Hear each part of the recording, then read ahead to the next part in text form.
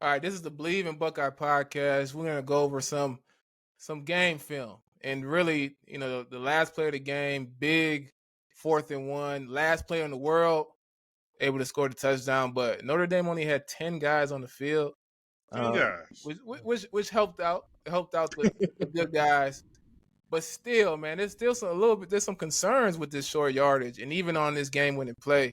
Um, let's take them through it, B. Yeah. What do you see So, here? first off, let's just say this. Kudos to Coach Day and the team that I say we throw the ball a little bit, get too pass happy that we even call a run in this situation. Yeah. To me, it was a shocker. It was a surprise. It worked. We scored a touchdown. We win the game. But once again, we know Notre Dame, as we all know, I think everybody who's been paying attention, Notre Dame came out on the field here with only 10 guys. And if they're missing a guy, they're missing a defensive end towards over the left side of the ball, a defensive end, probably someone that should have been in the 5 technique up there by our left tackle and tight end. So at the snap here, so this is where the concerns come in at. So at the snap, if you just stop it right here, Tom, if you're just counting helmets, right? We're just trying to get a helmet on a helmet and score a touchdown, right?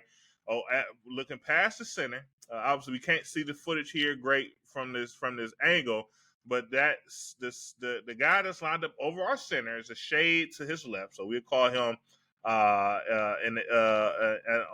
I said, shade to the left of the center. There's no one covering the guard. There's no one covering the offensive tackle. The only ones covering the defense, the tight end, are off the ball, right? Yeah. So it was we're assuming in my mind that we would be running some type of like inside zone type of play. So essentially inside zone, we're thinking everyone take essentially the gap to their left. And unless your gap is empty, then you want to double team with the guy that's with you to kind of block up the guys that's in front of you, right? So, but as we watch this play, as you snap it a little bit, our linemen are not working, or when you look at our left side, they're not working to their outside gap. So we'll say outside gap. So we would say that, okay, it's not more of a zone concept. Maybe this is more of a gap concept, or where essentially you're looking at blocking the guy that's either your immediate guy over you, or you're working more to your inside. But once again, it's more of a gap scheme. This is a gap scheme here with no puller, and I have ran that concept before, so that's not too alarming. But my issue here is the way we are identifying things. So once again, at the snap, before we snap the ball here, only person covered up here is our center. Guard is free, tackle is free, tight end is free. If we're counting heads, there's only 3. So essentially, if you're just counting heads, the tight end, if he take the guy on the edge, the tackle take the guy on the edge, our center and left guard double teams that nose and blocks that bubble linebacker, the guy in the middle of the field, the guy with the hair there. Essentially, we kind of walk in. It's due to only having 10 guys out there, we kind of walk right in the end zone. But that's not what we do. I can run for that touchdown, right? Yeah. I'm pretty big guy. I don't know. I don't know if I could sprint, but I could have walked in for that touchdown. Like it's really quick, just this. Simple. Real quick, where would that, if they had 11 guys? Yeah. Where would that extra guy be? It kind of looks obvious, but where would he be? Yeah, he would most likely be what we call the 5 technique. So a 5 technique is going to be essentially to that left shoulder of the left tackle.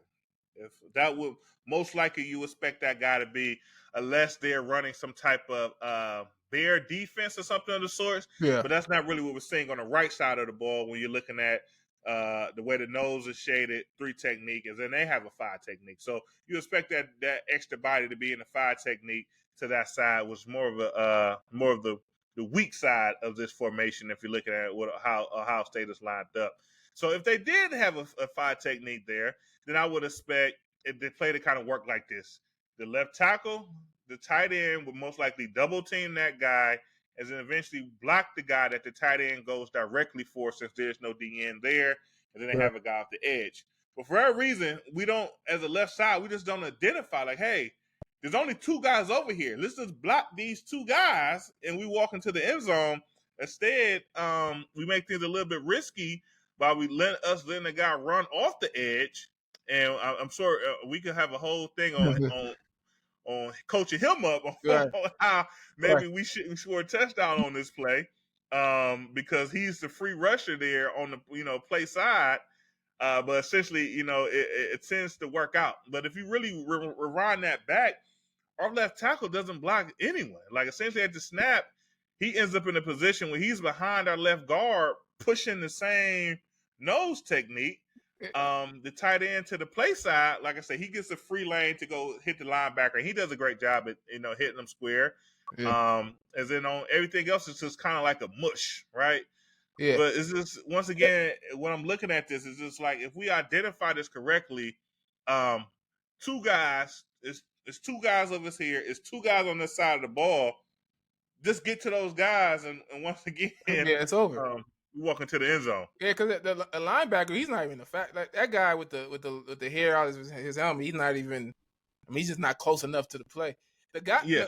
if I'm this guy off the edge for Notre Dame, if I'm in that position, I'm scraping as tight as because I likely can have that tight end man to man anyway. So I'm scraping as tight as I can, and the tighter he comes down, the tighter I'm coming off his butt. Pause. The tighter I'm coming off, and That was crazy. and I'm hitting this guy in the backfield. Yeah. Yeah. I mean, and just think about it. I mean, for this game, Kyle McCord was no threat to run the ball at all. So, I mean, usually if you have a running quarterback, you can see the guy on the edge kind of freeze up, like, okay, it's the quarterback going to pull it, something of the sorts. I mean, they haven't showed that all game. I don't think we have showed that all season with Kyle McCord. So, I mean, it's a fantastic opportunity for him to go play hero and just, hit Chip right there at the thigh knee level, right there at the junction point, and he has to go down right there without us making it. But he doesn't do it. We score a touchdown. But once again, the execution of this is like, look at Simmons right there in this clip. He's not blocking the soul. Like, and so if you just identify it and fan out, I mean, like I say, it's, he what's the saying? He hit his head on the goalpost. That's how easy the touchdown is. But once again, it looks like it's not a zone scheme. It's more of a gap scheme. But I just feel like someone should kind of identify what's in front of them and block it better than this. Yeah, they gotta figure out. They gotta figure it out because look how close this is, man. This is against 10. Yeah, this is good 10. Yeah, good 10. So, but hey, we scored a touchdown. We won the game. I don't think that's gonna fly when we play some more competition once they kind of see this on film. We gotta get this correct. You want to learn. You want to learn versus wins. You want to learn and wins. All right, learn and success. That's the key. That's right. That's right.